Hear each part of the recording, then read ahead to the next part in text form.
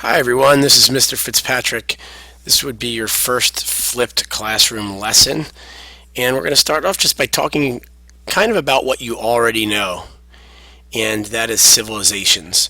In order to actively engage in this lesson, though, you're going to need a piece of paper and something to write with. So if you don't have that, hit pause now so that you can go and get that.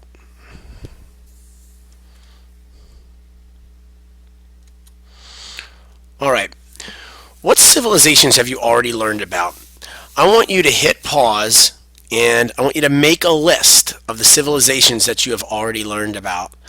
Make sure you label your list with the question that you see above, and then once you are done your list, you continue playing the lesson. Think back to all the years that you've been in school, or maybe you've watched something on TV. Just make a list of the civilizations that you know something about. I'm going to ask that you bring this sheet of paper to school tomorrow.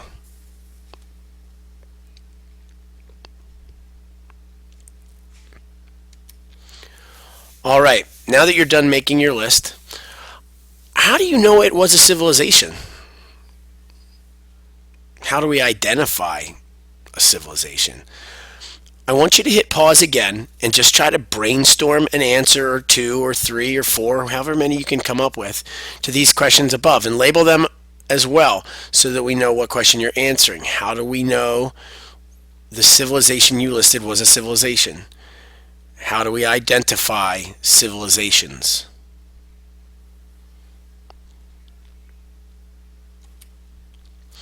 Here's the official definition when you look up civilization: an advanced state of human society in which a high level of culture, science, industry, and government has been reached.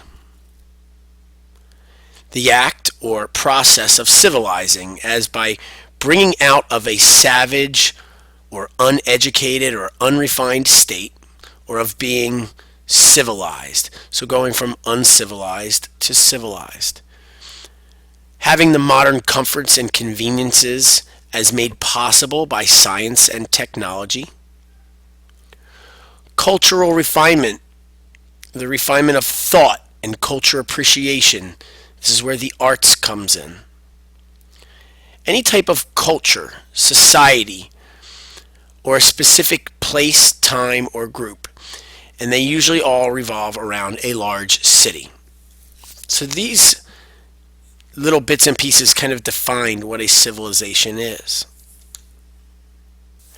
Now we are going to try to identify the themes of civilization, and we're going to use 8 themes.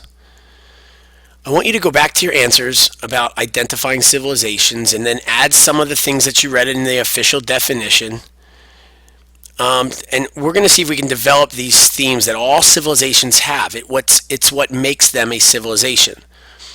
I want you to, again, hit pause and see if you can guess what they are. See if you can nail them. And after you're done guessing, hit play again to see if you were right. Complete it by writing down all 8. Make a list of the 8 civilizations.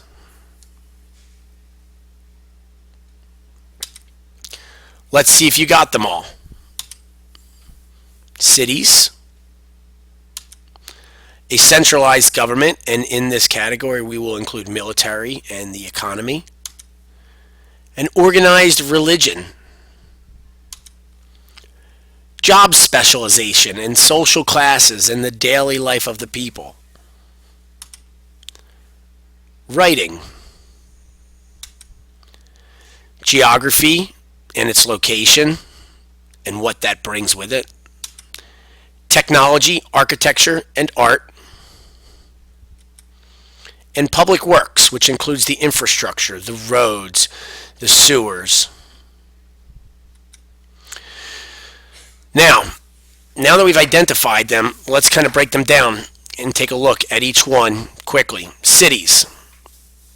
As farmers settled in fertile river valleys, they began to grow surplus or extra food. This extra food increased the population of the settlements, and in time the settlements grew into cities, such as Ur in Sumer and Babylon in Mesopotamia. Centralized government. As cities developed and expanded, The food supply and irrigation systems needed to be maintained. Governments, such as councils or religious leaders, began to oversee their business existence and safety of the cities. Organized religion and beliefs. Religious leaders would conduct elaborate ceremonies to appease the gods, polytheism, many gods, and ensure a bountiful harvest. Floods and droughts were blamed on the gods' anger, so rituals were conducted in the temples. Job specialization, social classes, and daily life. As civilizations became more complex, artisans and craftsmen were needed to maintain specific items and tasks. No longer could individuals do all the work. Now, some concentrated on teaching, scribing, stone cutting, and so forth. As jobs became specialized, so did the status and needs of certain individuals. A knowledgeable and educated religious leader was more respected than an unskilled worker. Herders were needed and respected for the food, while masons were needed for building. The slave was on the lowest rung of the social ladder. Warriors and kings were on top. Writing. Records were needed to keep accounts on trade goods and food storage. Writing was needed because the information became too great. In addition, one needed to express more complex ideas, such as belief and social order, where pictures and words simply would not suffice.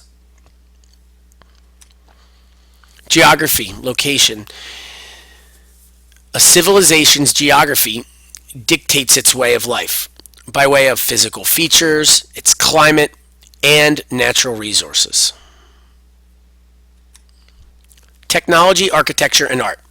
From the development of tools to the Archimedes screw, technology partially defines the growth of civilizations in an effort to improve the quality of life.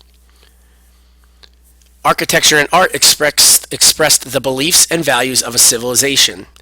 Different styles were developed and copied by societies.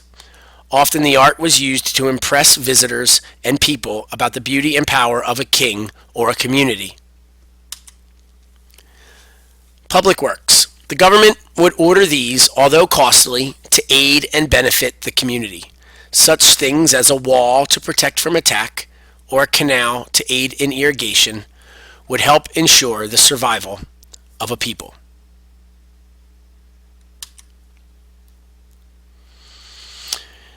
Now we're going to finish this part in class. I'm going to give you a handout, and you are going to jot down ideas for each theme while we watch the video, Secrets of the Ancient Empires, the First Cities. We will do this in class tomorrow. Thanks. Have a good night. I'll give you a quick preview of where we're going next. On the next slide, you can hit pause and you can read through it. This will be a little assessment that we are going to do to start off the year. See ya.